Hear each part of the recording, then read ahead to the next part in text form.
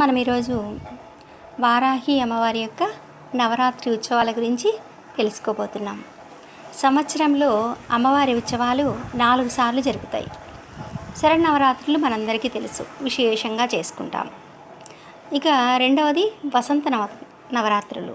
వసంత మాసంలో పాడ్యమి మొదలు నవమి వరకు ఉండేది వసంత నవరాత్రులుగా చెప్తారు. శరన్నవరాత్రులలో లలితాదేవి, దుర్గాదేవి, చండీ ఆరాధన బాగా ఎక్కువగా జరుగుతుంది. అయితే వసంత నవరాత్రులలో మాత్రం ఎక్కువ ఆరాధన లలితాదేవికి చేస్తారు. ఇక మాఘమాసంలో పాడ్యమి మొదలు నవమి వరకు శ్యామలాదేవిని ఆరాధిస్తారు.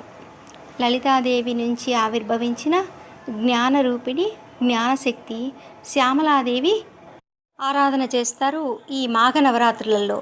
వీటినే గుప్త నవరాత్రులు అని కూడా అంటారు. తర్వాత